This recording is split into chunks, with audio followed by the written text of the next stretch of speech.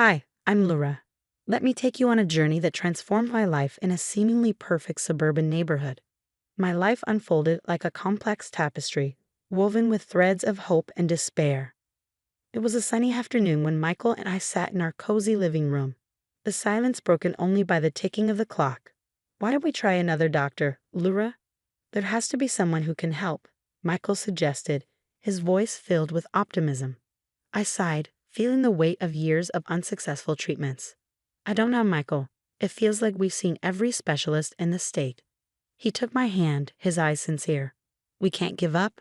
We're in this together, remember? His unwavering support was my anchor, but little did we know, the storm was just beginning. The doorbell rang, and there stood Evelyn, Michael's mother, with her usual air of disapproval. Michael, we need to talk. Alone, Evelyn said, her eyes darting toward me with thinly veiled contempt. Reluctantly, Michael followed her to the kitchen. I couldn't help but overhear their conversation. Michael, you need to think about your future. This situation with Laura isn't going anywhere. Evelyn's voice was firm and cold. Mom, I love Laura. We're not giving up on having a family, Michael replied, his tone equally resolute. You meet in here, someone to carry on the family name. Maybe it's time to consider other options, Evelyn suggested, her words cutting through me like a knife. That night, as Michael and I lay in bed, his arm wrapped around me, he whispered, Don't listen to her, Laura. We'll prove her wrong. Days turned into weeks, and our hope was reignited when I finally got a positive pregnancy test. We were over the moon, but the joy was short-lived. During a family dinner, Evelyn's toxic words dampened our spirits. A baby with her health issues. Let's see how long this lasts. Evelyn muttered just loud enough for us to hear. I felt a lump in my throat, but Michael squeezed my hand under the table. We're going to be fine, love, he reassured me. The following months were a roller coaster of emotions. Our families gathered for the baby shower, and even Evelyn put on a facade of excitement. But her eyes, cold and calculating, never missed a beat. Make sure you take care of yourself, Laura. We wouldn't want anything to happen to the baby, Evelyn said, her voice dripping with insincerity. I will, Evelyn. Thank you, I managed to reply, masking my discomfort. As my due date approached, Michael and I prepared the nursery. The walls were painted a soothing pastel blue, and the crib stood ready for our little miracle. It's perfect, isn't it? Michael said, beaming with pride. It's everything we've ever dreamed of, I replied, my heart swelling with love and anticipation. However, our dreams were shattered when complications arose during labor. The doctors rushed me into surgery, and I awoke to the heartbreaking news that our baby boy didn't make it. Holding each other, Michael and I wept for the child we never got to meet. Yet in the midst of our grief, Evelyn's words echoed in my mind. I told you so. Despite the pain, we refused to give up. With each other's support, we faced the challenges head-on, determined to overcome the hurdles life threw at us. Our love is stronger than any obstacle, Laura. We'll get through this, Michael assured me, his voice a soothing balm to my aching soul. In our journey through despair and hope, we learned the true meaning of resilience and the strength of unconditional love. Our story was far from over, and we were ready to face whatever came our way, together. Months passed after our heartbreaking loss, and just when hope seemed a distant memory, a miracle happened. I was pregnant again. The joy Michael and I felt was indescribable, like a ray of sunlight piercing through relentless storm clouds. We embraced this new beginning after years of heartache and unsuccessful attempts. We were finally blessed with the news of my pregnancy. The joy and anticipation that filled our home were palpable. Can you believe it, Laura? We're going to be parents, Michael exclaimed, his eyes sparkling with excitement. The months flew by, each day bringing us closer to meeting our little miracle. The nursery was painted a soft pink, and we would often sit there, imagining our lives with our baby girl. Finally, the day arrived. After hours of labor, we welcomed our daughter Emma into the world. She was perfect in every way. Her tiny hands, her soft cries, everything about her filled our hearts with indescribable love. We did it, Laura. She's here, and she's perfect, Michael whispered, tears of joy in his eyes as he held Sophie for the first time. Our little family felt complete, but this happiness was like a delicate bubble, beautiful yet fragile. Emma's innocent giggles filled our home, a balm to the scars of our past pains. One evening during a family gathering, Evelyn and her daughter Grace arrived. Their smiles restrained, their congratulations hollow. Evelyn glanced at Emma and then at me, her eyes cold and unfeeling. "A girl, huh? Well, let's hope she stays healthy," Evelyn remarked, her words laced with an ominous undertone. I felt a twinge of discomfort but brushed it aside, focusing on the bundle of joy in my arms. Michael squeezed my hand, a silent promise that nothing would dampen our happiness. The first 3 months of Emma's life were a whirlwind of sleepless nights and endless cuddles, but our bliss was short-lived. Emma fell ill suddenly, her condition deteriorating rapidly. Despite the doctor's best efforts, we lost her. Our world, once filled with the laughter and cries of our baby girl, was now silent, the emptiness echoing off the walls. At Emma's funeral, the air was heavy with grief. Friends and family gathered, their faces etched with sorrow. But amidst the sea of mourners, Evelyn and Grace stood out. Their demeanor was unsettling. No tears, no signs of grief, as if they were untouched by the tragedy. As I stood by Emma's tiny coffin, heartbroken, I caught a glimpse of Evelyn and Grace whispering to each other, a smirk playing on their lips. Their blatant disrespect in such a sacred moment was a shock to my already fragile state. "Can you believe it? Another one gone. Maybe it's a sign, huh?" Grace whispered, not realizing I was within earshot. Evelyn chuckled softly. "Perhaps Michael will finally see sense and leave her."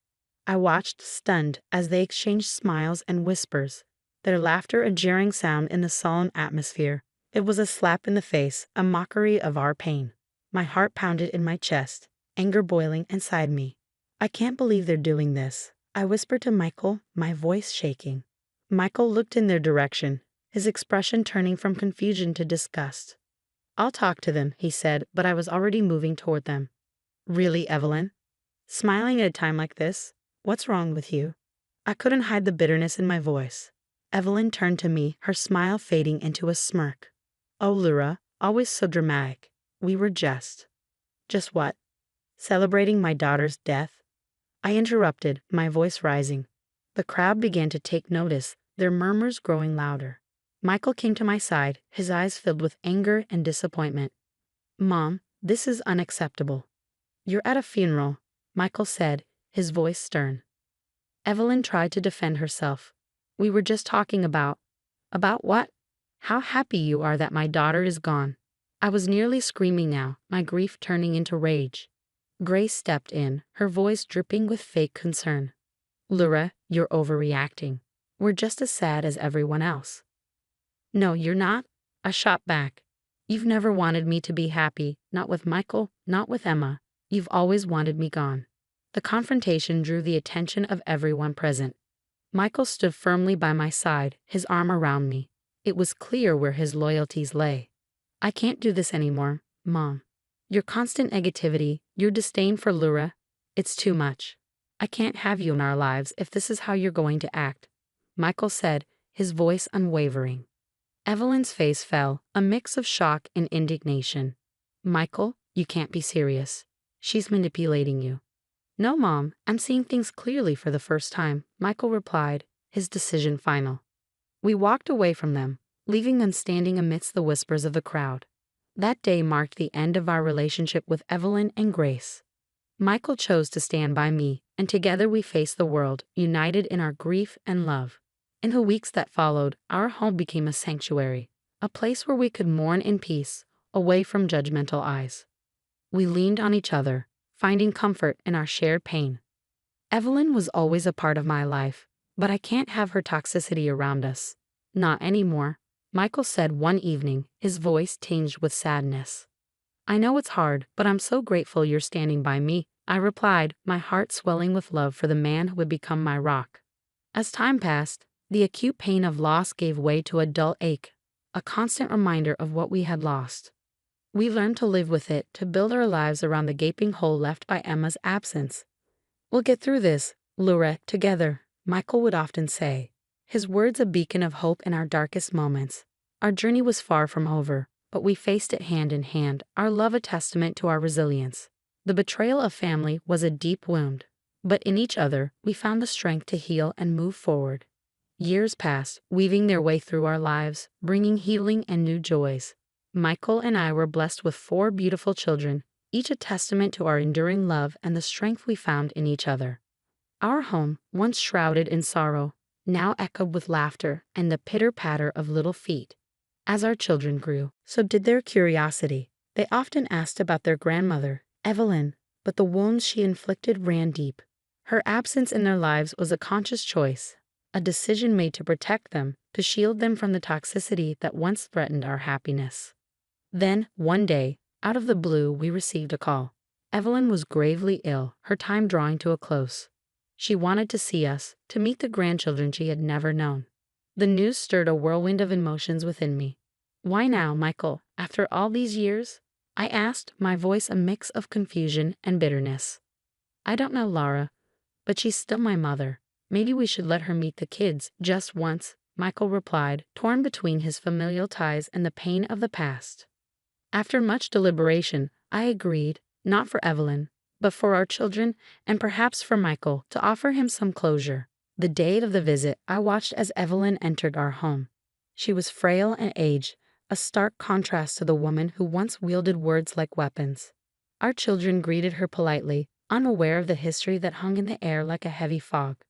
As Evelyn interacted with them, I saw a flicker of regret in her eyes. But it was too little, too late. The chasm between us was too wide, the hurt too deep. After the children had gone to bed, Evelyn turned to me, her eyes weary. "Laura, I know I've made mistakes. I'm sorry, truly sorry."